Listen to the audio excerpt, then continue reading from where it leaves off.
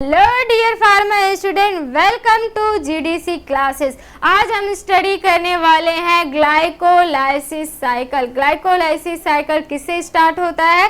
Glucose से start होता है और पायरुवेट और क्या है, लैक्टेज में कन्वर्ट होता है। तो ये प्रोसेस क्या है, कितने स्टेप में चलता है, कितना एंजाइम होता है और इन सारी चीज़ों को याद कैसे करें, तो हम ट्रिक लेके आए हैं आपके लिए, जिससे आप बहुत ही अच्छे से इसको याद कर सकते हो। ठीक है, तो पहले आप एक साइकिल को थोड़ा सा समझ ले, उसके बाद हम ट्रिक पे आएंगे। तो स्टार्ट कहाँ से होता है? ये ग्लूकोज से स्टार्ट होता है। ठीक है, और क्या बनाएगा? ग्लूकोज 6 फास्फेट बनाता है। ठीक है, किसके वो पे? इसमें एक एटीपी लग रहा है। ठीक है, एटीपी जो है एडीपी में कन्वर्ट हो रहा है, मतलब इसमें क्या हो रहा है, एटीपी की जरूरत, इसमें ऊर्जा की जरूरत इसमें पड़ रही है, एनर्जी की जरूरत इसमें पड़ रही है। कौन से एंजाइम के प्रेजेंस में हो रहा है? हेक्सोकाइनेज और ग्लूकोकाइनेज के प्रेजेंस में हो रहा है। अब ग्लूकोज 6 फास्फेट जो है वो फ्रैक्टोज 6 फास्फेट में कन्वर्ट होगा। कौन सा एंजाइम रहेगा? ये फास्फोहेक्सो आइसोमरेज रहेगा। ठीक है, फास्फोहेक्सो आइसोमरेज रहेगा। ठीक है, फिर से इसमें एटीपी की जरूरत पड़ेगी फ्रैक्टोज 1,6 बिस फास्फेट में कन्वर्ट करने के लिए। ठीक है, कौन सा एंजाइम रहेगा? फास्फोफ्रैक्टोकाइनेज एंजाइम की जरूरत रहेगा और यही ही है रेट लिमिटिंग स्टेप रहेगा। रेट लिमिटिंग स्टेप में हमारा क्या था? फास्फोफ्रैक्टोकाइनेज था। ठीक है, कौन सा स्टेप था इसमें? थर्ड स्टेप रहता है फ्रैक्टोज 6 फास्फेट से फ्रैक्टोज 1,6 बिस फास्फेट में जो कन्वर्ट हो रहा है और इसमें एटीपी की जरूरत पड़ रही है। ठीक है, अब इसमें एल्डोलेज, ठीक है, एल्डोलेज एंजाइम के प्रेजेंस में ये 2 भाग में बढ़ जाएगा, 2 पार्ट्स में कन्वर्ट हो जाता है। ग्लिसरीन एल्डिहाइड 3 फास्फेट और क्या रहेगा, डाईहाइड्रोक्सी एसीटोन फास्फेट हो जाता है। ठीक है, अब फिर से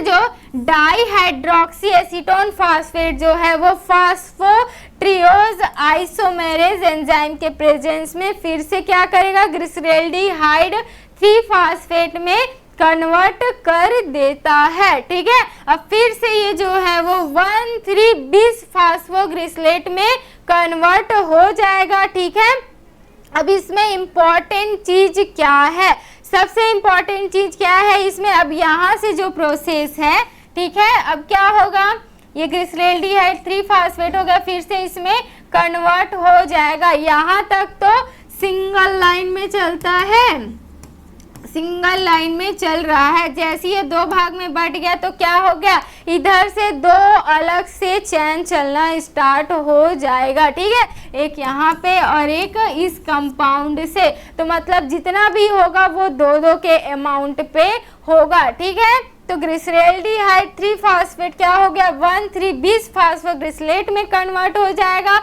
और इसमें NADP 3 ATP का प्रोडक्शन होगा। ठीक है, 3 ATP का प्रोडक्शन होगा। इसमें क्या होगा, ATP का लॉस हो रहा था, ATP का लॉस हो रहा था, 2 ATP का यहाँ पे लॉस हो चुका है। ठीक है, 2 ATP का लॉस हो चुका है। अभी इसको बोलते हैं ना, किसी भी बिजनेस को स्टार्ट करने के लिए पहले आपको पैसा लगाना पड़ेगा ही। ठीक है, तो क्या किया, ये भी ग्लाइकोलाइसिस में 2 ATP को पहले लगाया है, उसके बाद इसको स्टार्ट हुआ है ATP मिलना, तो इसके बाद उसको 3 ATP मिला है। किस स्टेप में?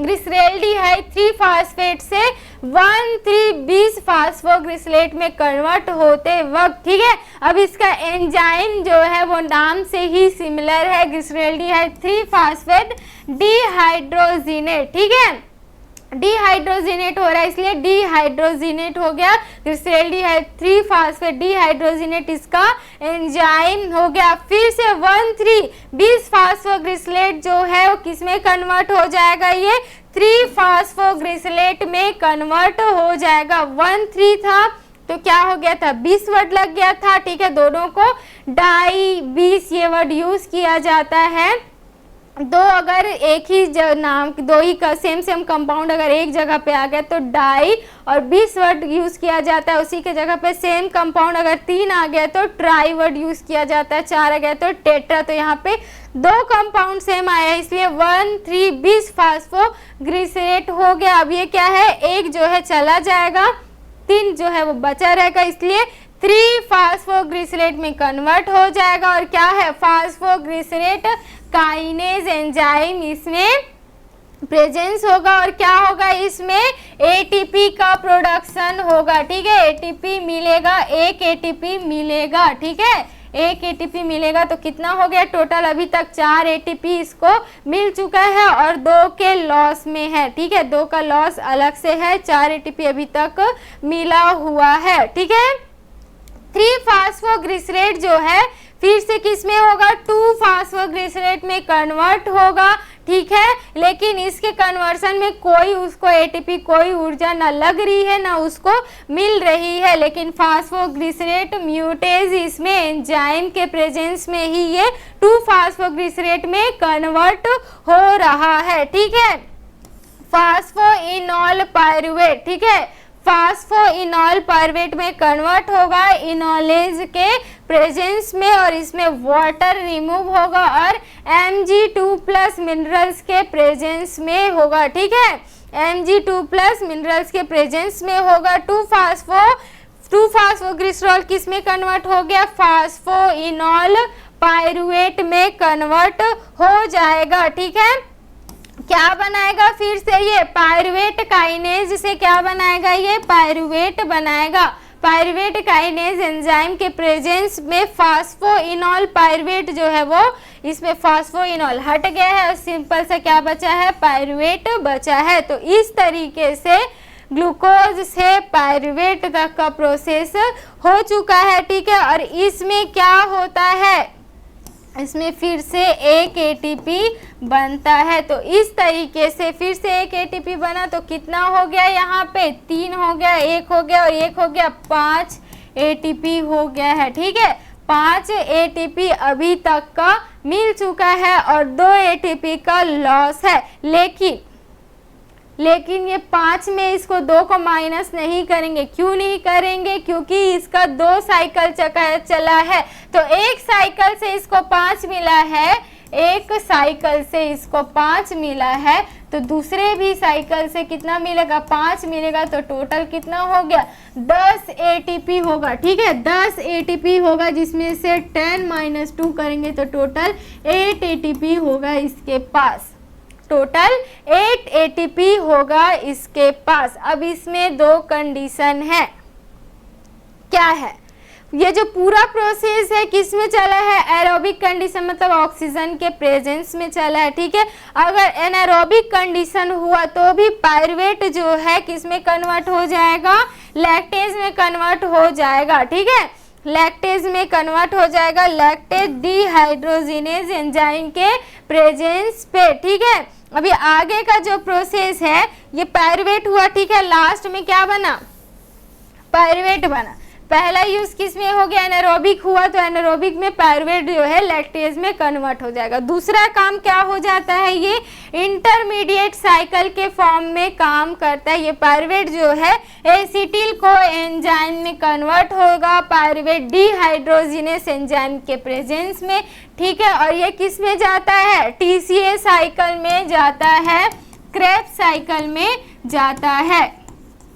ठीक है, यही जो है क्रेब्स साइकिल में जाता है। एसिटिल कोएंजाइम से स्टार्ट होता है ना, ये कहाँ से मिलता है, आपके पायरुवेट से मिलके वो ब्रेक होके एसिटिल कोएंजाइम बनाता है। तो पायरुवेट का 2 मेन काम क्या हो गया, इसका एनारोबिक कंडीशन में एल लैक्टेज बना दिया है और इंटरमीडिएट साइकिल में पायरुवेट जो है एसिटिल कोएंजाइम में कन्वर्ट हो जाता है। टोटल कितने एंजाइम रहता है, ठीक है, यहाँ पे अगर हम स्टेप देखें तो पहला स्टेप हो गया, दूसरा, तीसरा, चौथा हो गया। ठीक है, और क्या हो गया, ये 5वां हो गया ये।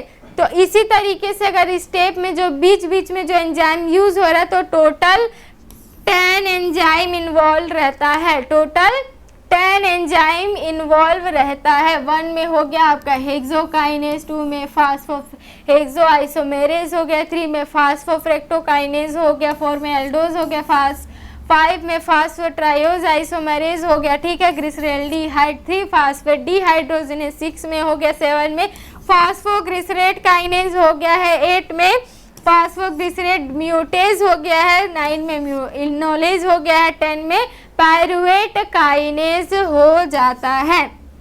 इस नाम को बहुत अच्छे से देखेंगे तो भी आपको बहुत सारी चीजें क्लियर हो जाएगी। लेकिन इसमें इम्पोर्टेंट चीज क्या है, कैसे याद रखना है इसको? Good girl friend fill glass daily by 3 peg 2 peg and play ping pong से आपको याद रखना है। एक गुड फ्रेंड, 2 फ्रेंड की दोस्ती है, उसमें से एक जो गुड फ्रेंड रहती है वो क्या करती है, पिंग पोंग वाला एक खेल चल रहा है, अब उसमें उसकी फ्रेंड को प्यास लगेगी तो क्या करेगी, वो ग्लास में डेली वो गेम खेलते हैं तो डेली उस ग्लास में क्या करेगी, 3 pg और 2 pg क्या डालेगी, उसमें पानी डालेगी ही, ठीक है। 3 पैग हो गया, 2 पैग, उसको पानी जरूर से ही पिलाएगी। तो इसको किस तरीके से याद रखना है, गुड से याद हो जाए, गुड से क्या हो जाएगा, ग्लूकोज हो जाएगा, यहाँ आपका ग्लूकोज हो गया, ठीक है। गर्ल से हो गया है ग्लूकोज 6 फास्फेट, तो ग्लूकोज जो है 6 फास्फेट में कन्वर्ट हो गया है। फ्रेंड से हो गया आपका फ्रैक्टोज 6 फास्फेट, ठीक है, तो फ्रैक्टोज 6 फास्फेट यहाँ पे आपका हो गया है। फिर से आपका हो गया है फ्रैक्टोज 1,6,20 फास्फेट, तो फिर से आपका एफ से याद रख लेना फ्रैक्टोज, बी से याद रख लेना आपको, फिर से याद रख लेना फ्रैक्टोज 1,6,20 फास्फेट हो जाएगा। ग्लास से आपका हो जाएगा ग्लिसरैल्डिहाइड 3 फास्फेट, ठीक है, ग्लास से आपका हो जाएगा ग्लिसरैल्डिहाइड 3 फास्फेट हो जाएगा, ठीक है। डेली से आपका हो जाएगा dihydroxy acetone phosphate, dihydroxy daily से हो जाएगा डाईहाइड्रोक्सी एसीटोन फास्फेट हो जाएगा।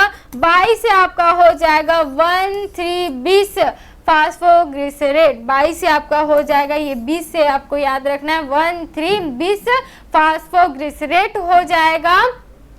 3 पैग मतलब 3 pg से हो जाएगा 3 फास्फोग्लिसरेट, ठीक है, 3 pg, p से आपका फास्फो हो गया, g से आपका ग्लिसरेट हो गया, 3 इसका नंबर हो गया, तो 3 pg हो गया। फिर क्या होगा, 2 pg से हो जाएगा 2 फास्फोग्लिसरेट हो जाएगा। अब इसका नाम भी देखो, फास्फोग्लिसरेट काइनेज, फास्फोग्लिसरेट म्यूटेज, नाम ही बस है काइनेज और एक में म्यूटेज ही है, ठीक है। प्ले से आपका हो जाएगा फास्फोइनॉल पायरुवेट हो जाएगा, प्ले से आपका हो जाएगा फास्फोइनॉल पायरुवेट हो जाएगा, और लास्ट में पिंग पोंग से हो जाएगा पायरुवेट, ठीक है, पिंग पोंग से हो जाएगा पायरुवेट। तो इस ट्रिक से आपको बहुत ही इजी तरीके से पूरा ग्लाइकोलाइसिस साइकिल बहुत ही अच्छे से समझ में आ ही गया होगा।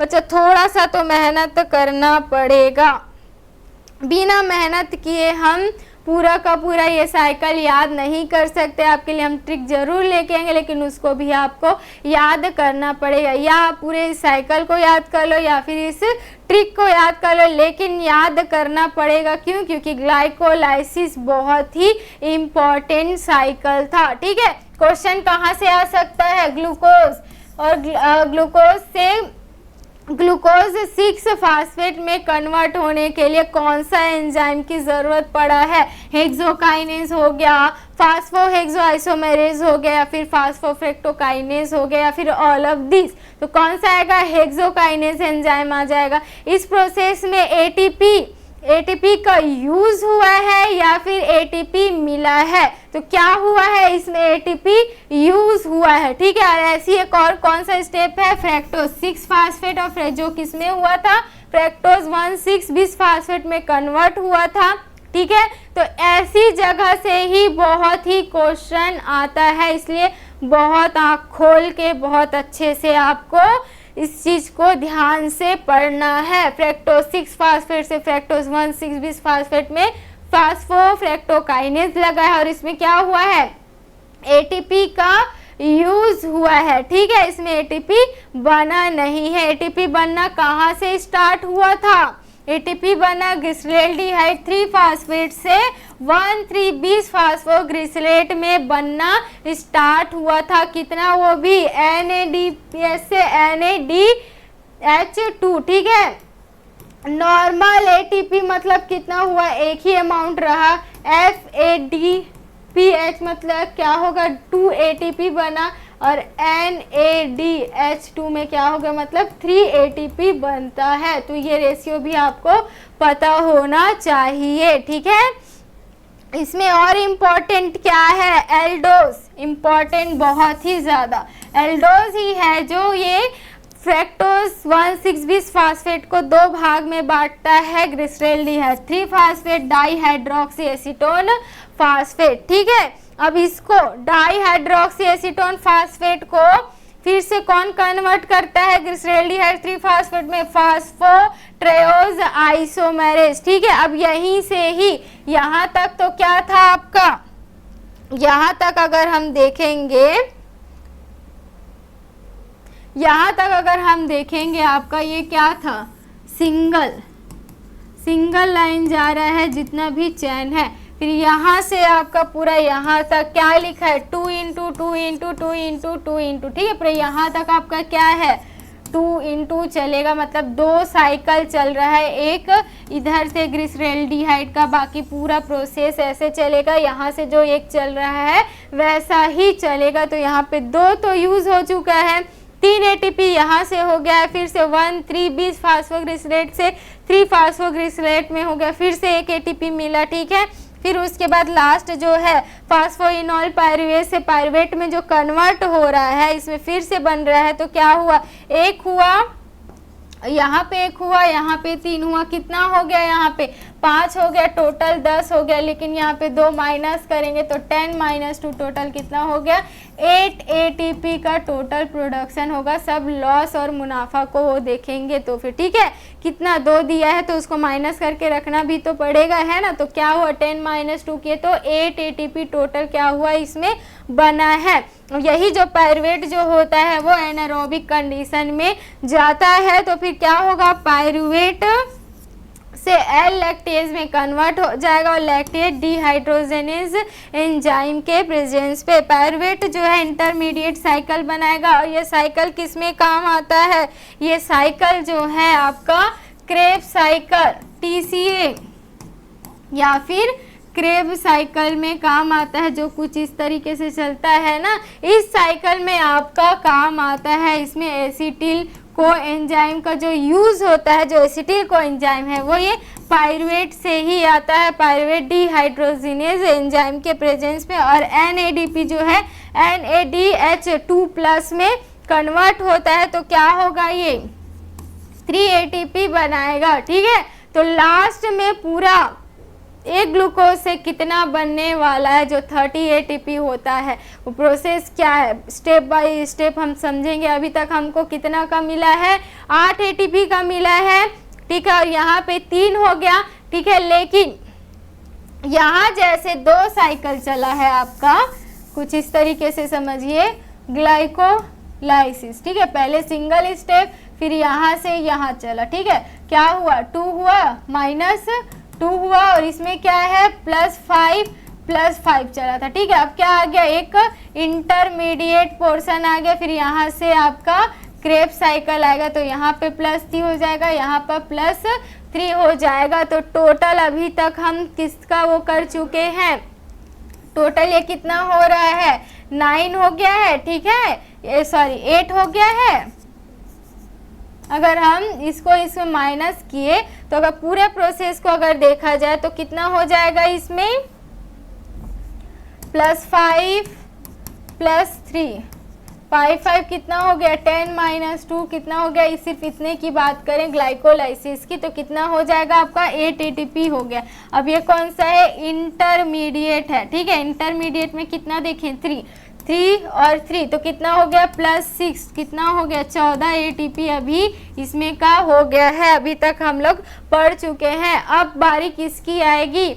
अब बारी क्रेब साइकिल की आएगी, टीसीए साइकिल। तो आगे जो हम देखने वाले हैं टीसीए साइकिल, इसमें कितना एटीपी प्रोड्यूस हो रहा है उससे रिलेवेंट हम स्टडी करेंगे। तो ज़रूर से इस वीडियो से, इस चैनल से बहुत अच्छे से जुड़े रहना है, कमेंट करना है, लाइक करना है और सब्सक्राइब ज़रूर से ही करना है।